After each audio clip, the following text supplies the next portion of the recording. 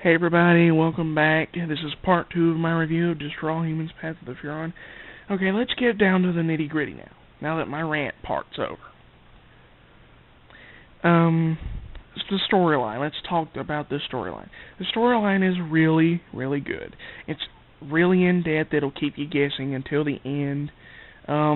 It's kind of involved with the other two games' storylines, but it's really not as involved as Destroy All Humans 2 was into the first games. And, you can pretty much pick up and play this game without having to know everything, but it would be good to know everything, because if you start off this game, you're going to be wondering why they're collecting DNA and all that stuff. But anyway, in the storyline, when you start off in Paradiso, it's basically just one big tutorial level, and it doesn't really pick up until the end of the invasion site. And I really didn't like that, because, the first invasion site left me feeling really, empty inside. It just wasn't what I expected. I expected Crypto to just immediately be sitting there in his casino and running a business instead of sitting there watching TV, and for the Nexos to just burst in and start blowing everything up. It doesn't do that. It turns out there's a spy. You have to go blow up another mob's casino. You have to take control of Paradiso, and then at the end, the Nexos attack, and they don't even attack the casino. They attack you while you're standing outside of it. And it's just really disappointing in that way, because, you expect so much more. And, so the first invasion site really wasn't what I expected.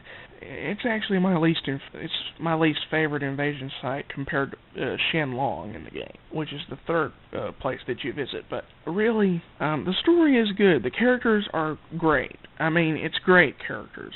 A lot better than Grand Theft Auto 4, and, they bring in humor and stuff, and they don't snort coke and scream at you for putting a bong on the table or anything like that. They're actually good. They're actually good characters, and they have good backstories. And once you get to the final invasion site and you start to find out a little about Pox's life before he was a commander, you can actually sit there and laugh at him, because it's that funny about what he was beforehand. And really, the story's really good. Okay, let's talk gameplay. Gameplay is really the strongest point of this game. The gameplay is really, really good. It's fun. It's innovative. It's a lot better than a lot of the games out there, because it lets you do more than any game will ever be able to let you do. And weapons-wise, the weapons are all creative. There's one thing, though.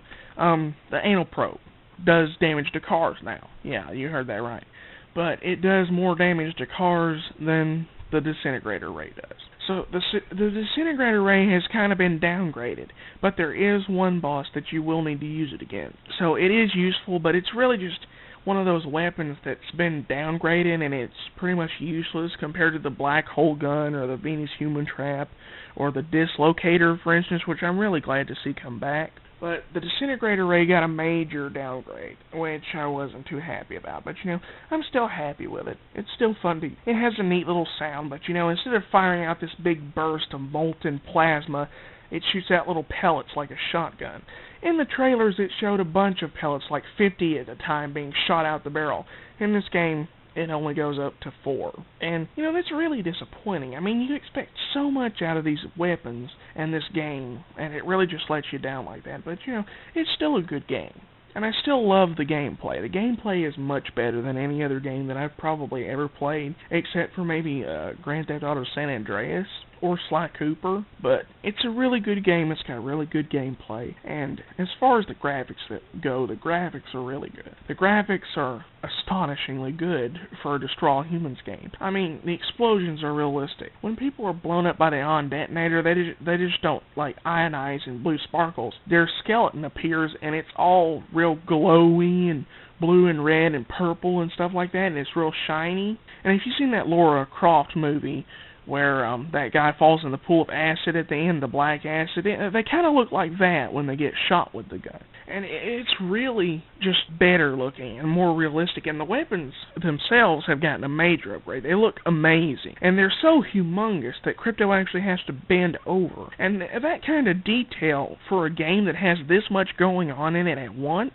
it's phenomenal. And, I mean, really, and the jetpack looks amazing, and it works much better than the first two games. I I mean, it goes really far, it goes way up high, it'll get you from A to B really quickly, but the size of the levels is amazing. I mean, even on foot and with the jetpack, it will take you a good, 30 minutes to get from one side to the other. It's that big in each invasion site. I mean, they're just huge. And Shenlong it's like a seaside city, so it's got a lot of water in it, and that's a lot of water to traverse. And the good thing is you won't die in water now, you'll just get warped back to the surface or the shore, but really, it's a lot to traverse when you're on foot.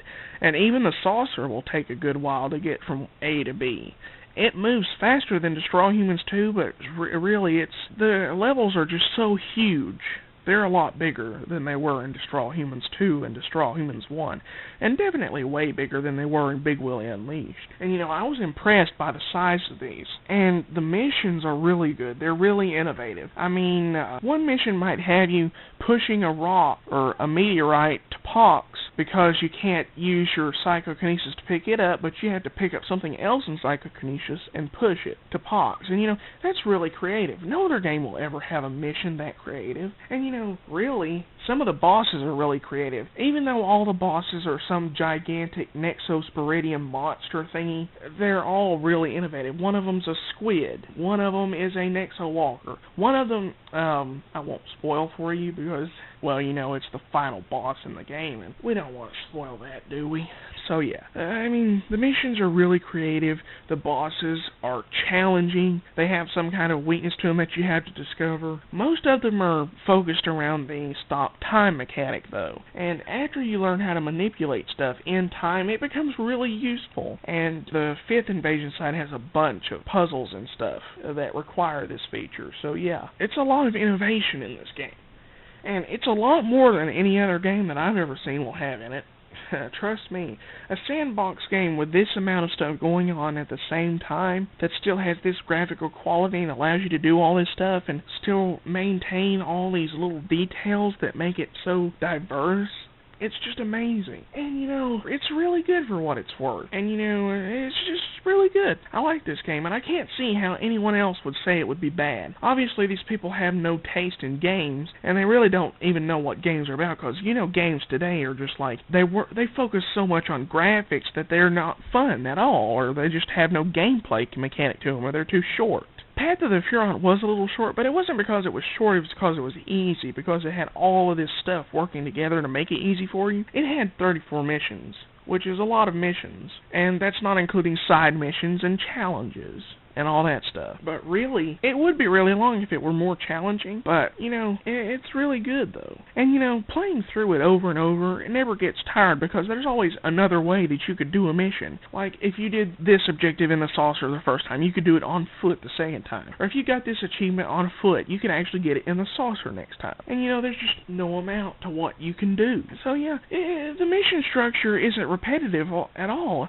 Maybe it has a little bit of repetitiveness in it, but it's not repetitive as much as GTA 4 or some of the other games. Crackdown was extremely repetitive, but Path of the Furon really sets itself apart from other games, and I'm really impressed with this.